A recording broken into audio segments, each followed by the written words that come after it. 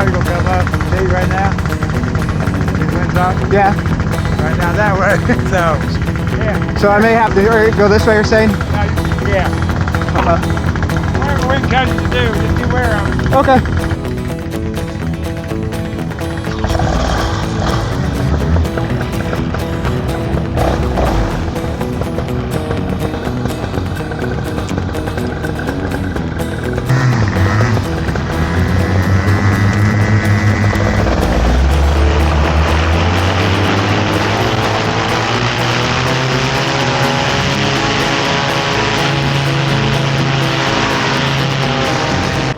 Hey, welcome back. So we are flying out of Wilber Wright's Birthplace. It is right outside of Newcastle, Indiana, and I'm flying with my friend Gary. So we're taking to the skies.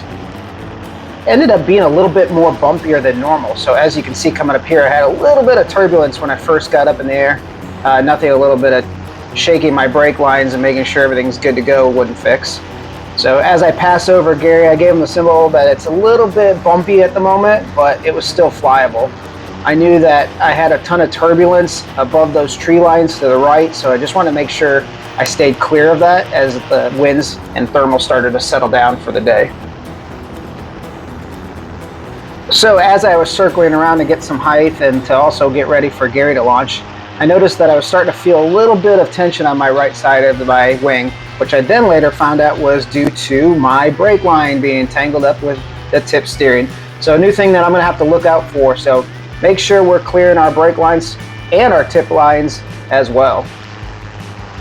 Luckily, I got that fixed up pretty quickly. Just double checking to make sure everything's ready to go. After that, I had zero issues going forward. So remember how I said it was pretty windy? Well, Gary found out that exact same thing as well. Crosswinds kept impeding us as we got into the air, but luckily he's a skilled pilot and he was able to get up with no incident. So once we were up in the air, we decided to do a little bit of cross country. I'm excited because I can see the trains that are dead ahead. So we started making that way as well.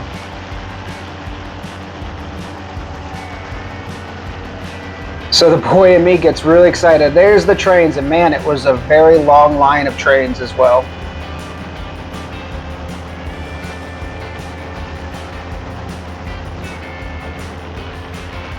So as I got closer with Gary, I decided I was going to try to get as close as I can, but unfortunately I was coming up to the tail end of the train, but I still managed to get up close.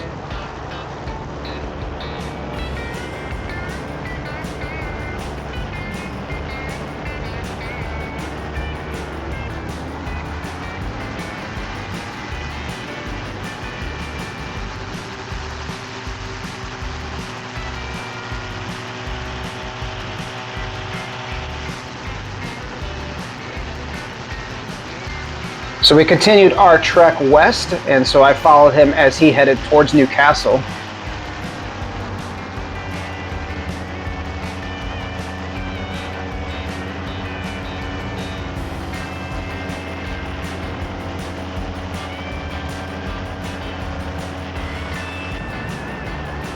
Decided to drop down on the train tracks to kind of get a little view of what was going on around me, and I really enjoyed this view. It was really cool to see those train tracks up close, but also had to make sure I was not hitting the tops of any of those trees either.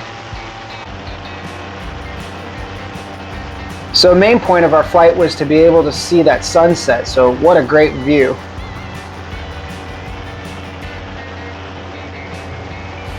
I will say as I got closer to this plant, it smelled like French fries. So whatever is in those silos, it smelled exactly like French fries the entire time.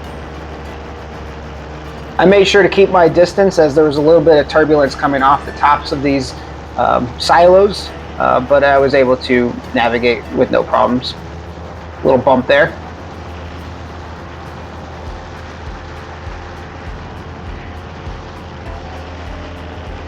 Yeah, it definitely smelled like French fries. So at this point, as I was flying towards Newcastle, I noticed the weirdest thing ever. Looking down in this tree line, it looked like giant balls of spider webs or spider balls it was probably the creepiest thing I've ever seen. So I have no idea what that is, a dead spot. But if you know, please leave a comment below. I have no idea. It was gross. It reminded me of something out of the Lord of the Rings. So here we're coming up to Newcastle, Indiana. I thought about flying towards the water tower that was dead ahead, but I couldn't find a way that didn't have me going directly over houses, so I abandoned that.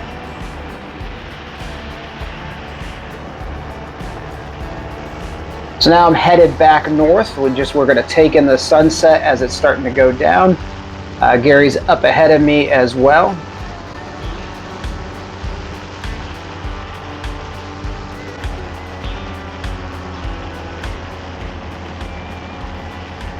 As we cut across the fields, it was really cool to see all the different scenery that was around us.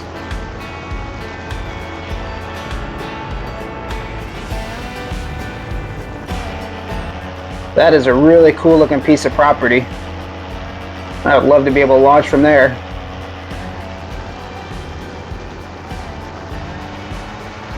So as I was getting ready to pass this farms area, I noticed all the bales of hay everywhere. So I thought this would be the perfect time to swoop on down in and check them out. Since it was a little bit more of a windy day, I wanted to make sure that as I got lower, turbulence wasn't a major factor.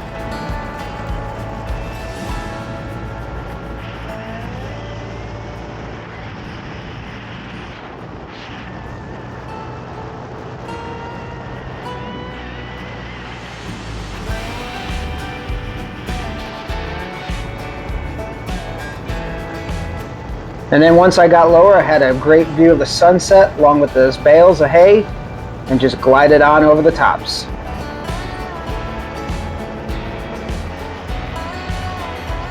Look at that sunset.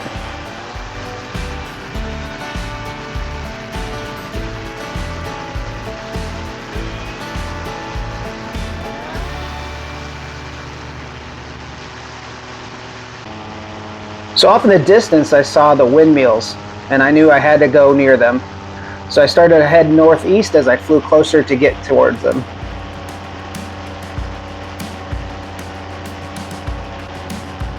As I approached them, I wanted to make sure that I did not go behind them, as the turbulence coming off of them would be probably pretty severe, but I got as close as I felt safely comfortable with before I got a good view, and then turned around to head back to the LZ.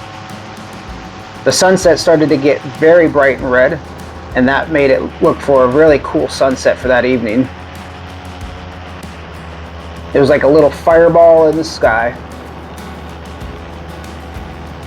As I cut across the country, I took in some of the views, and I saw this old shed, so what better way to see it than up close and personal? And the best way to do that is with a paramotor. You can swoop right on in and check it on out closely.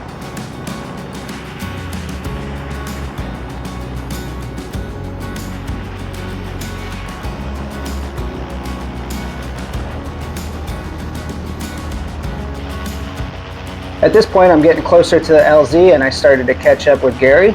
So we both got to take in that great sunset, that little fireball in the sky.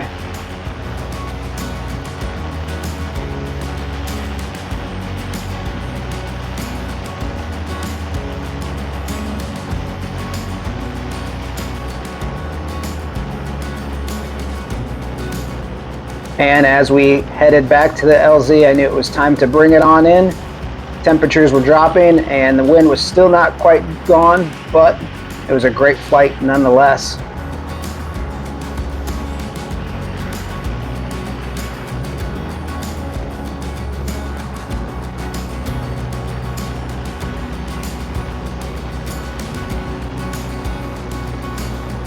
It was time to bring it on home.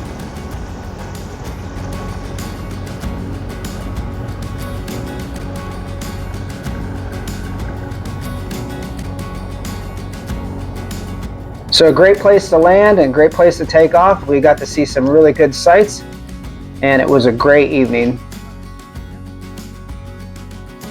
Look at that smooth landing. So thanks, Gary, for a great night. Thanks for showing me around. And with that, fly safe.